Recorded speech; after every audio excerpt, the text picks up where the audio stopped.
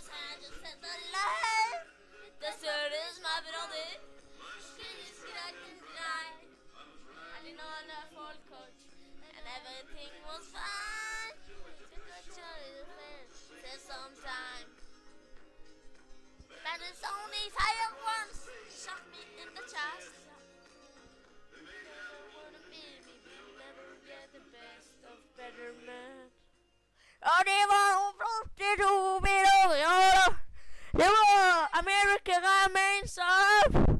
America Remains Up. Highway. Men! Der spiller for eksempel han Johnny Contant og han Willy og gode venner av meg, de to. Johnny Contant har gitt meg mange kontanter. Tog dere an? Ja, det gjorde jeg helt sikkert. Ja, nå skal vi... Hva skal vi snakke om i dag, da? I dag var det snakk om klimaendringene. Ja, det tøffe saker det der. Vi kan ikke noe global oppvarming. Nå sitter vi her, det er helt snøte. Jeg vet ikke hva jeg finner på, ikke altså. Det er jo global oppvarming. Ja, det har jeg spilt i gang på mange vinterer. Det har vært så mye lenge snø ute i Norge, Amerika for eksempel. Mange sånne plasser. Så er jeg så enig da, Peder. Jo, jeg er 100% enig med deg, Toralf. Det er så kan jeg global oppvarming. Det er jo ikke det. Det er noe bare klimaendringer. Det bare endrer litt klima, litt kaldere om vinteren og varmere om sommeren. Det er jo bare flott det. Er det ikke det? Jo, det er.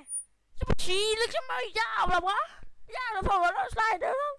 Ja, det er tøffe saker det. Gå på tur og så videre. Ja, det er jo flott. Så da med klimaendringer. Da tenker jeg, klimaendringer, det er ikke så bra det. Jeg tenker, bare kaldt igjen, nei, hva skal vi ha? Ja, men bare ring inn og hør på oss.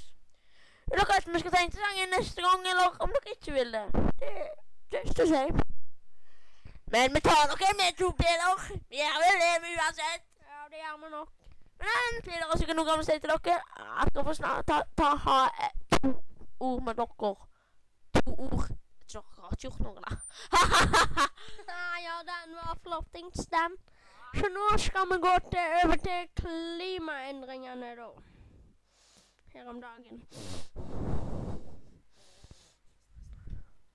Ja, klimaendringene.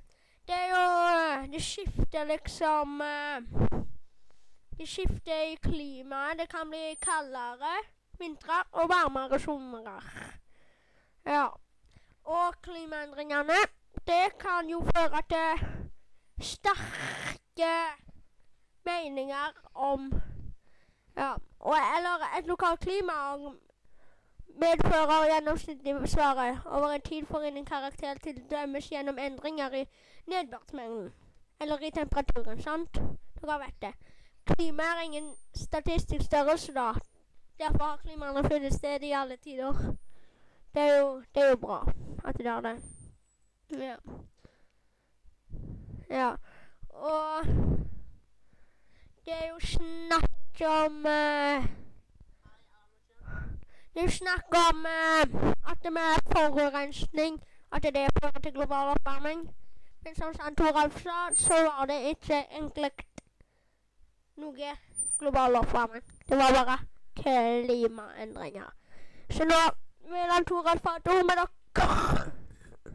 Ja, nå skal han få et ord med dere. Ja, det var noe jeg kanskje opp til neste gang.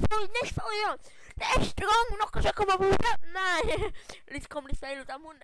Jeg tenkte, neste gang vi skal være på radioen, så skal komme på besøk. Du ble besøk av Ronny Rovgårds. Ja, han er en gammel venn, han der. Han er også kalt skotullingen, for han er en jævla romsete tulling, altså, når han går på sko. Ja, og så har han ikke så jenta, men det går fint.